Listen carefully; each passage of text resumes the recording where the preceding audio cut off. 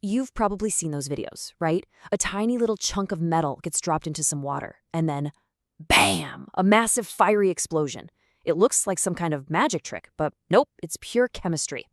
So let's get right into it and break down exactly why some metals throw such a spectacular fit when they get wet.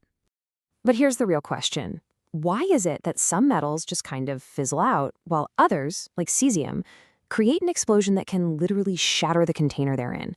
What's the secret sauce behind this crazy escalation of violence? Well, the culprits here belong to a very special family on the periodic table called the alkali metals. And they follow this super clear, super dramatic pattern.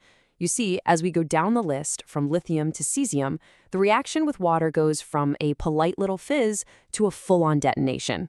There is a definite trend here, and if we can figure out that trend, we've figured out the whole thing. All right, to get why they get more and more reactive, we've got to ask the first most basic question. What do all these metals even have in common? What makes them a family to begin with? So they all live in the exact same neighborhood, the very first column, group 1 of the periodic table. And that's not just a random address. It tells us they share some really deep, fundamental properties. For one, they are so reactive, so desperate to hook up with other elements that you'll never, ever just find a pure chunk of cesium lying around in the wild. It's already reacted with something else.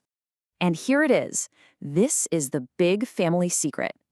Every single atom of every alkali metal has just one, a single lonely electron in its outermost shell. It's kind of sad, really. Think of it like a solar system with tons of planets orbiting close to the sun, and then one lonely little guy way, way out in the boonies. See, in the world of atoms, the ultimate goal, the thing they want more than anything, is to have a full outer shell of electrons. That makes them stable and happy.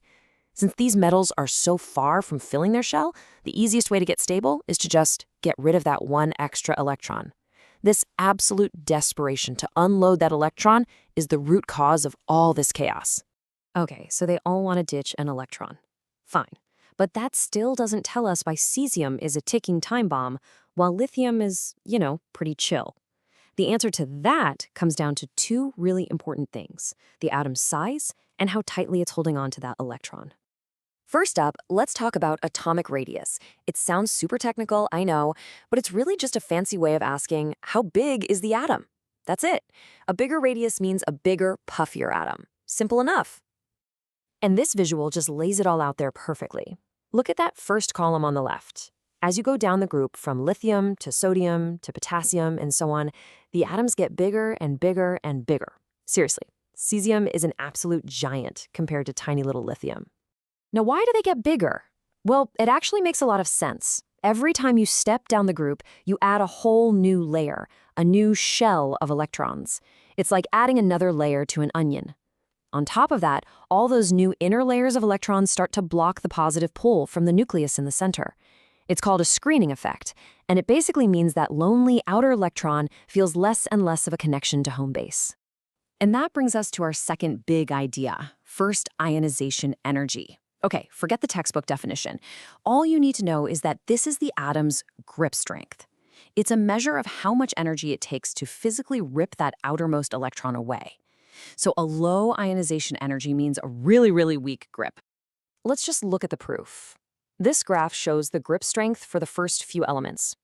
Go ahead and find lithium, Li, way up there. Got it?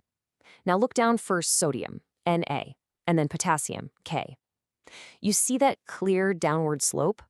As you go down the group, it takes less and less energy to steal that electron.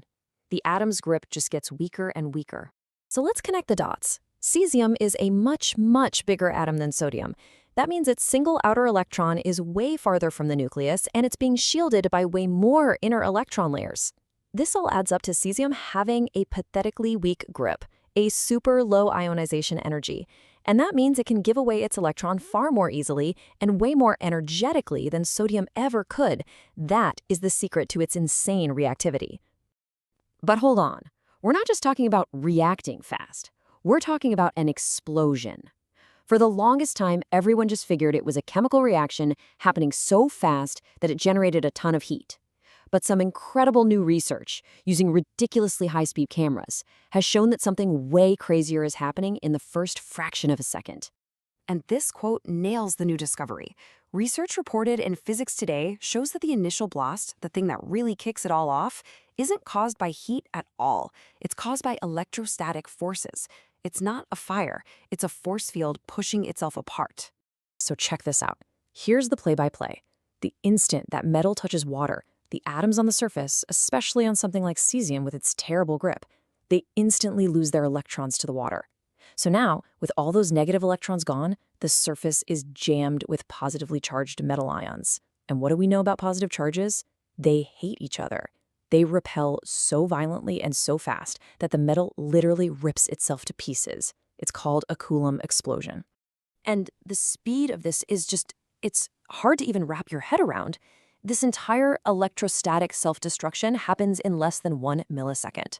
It's so fast that it instantly exposes a huge amount of fresh metal to the water, which then fuels the fire and the chemical reaction that comes in next. But that initial violent kaboom? That's pure physics. Okay, let's step back and put all the pieces together. We've gone from a simple pattern on a chart all the way to the wild physics of an electrostatic explosion. So what's the big takeaway from all of this? This slide really says it all, putting our old friend sodium right next to the powerhouse, cesium. Sodium's smaller, has a decent grip on its electron, and it reacts pretty fast. But cesium, it's so huge and its grip is so weak that the electron loss is practically instantaneous. That's what triggers that insane Coulomb explosion that kicks off the whole violent chain reaction. And this, right here, is why this all matters.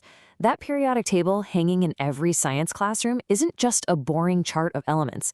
It's a map. It's a cheat code for chemistry. Once you understand these trends, like how atomic size and grip strength change as you move around, you can start to predict how elements are going to behave before you even open the bottle.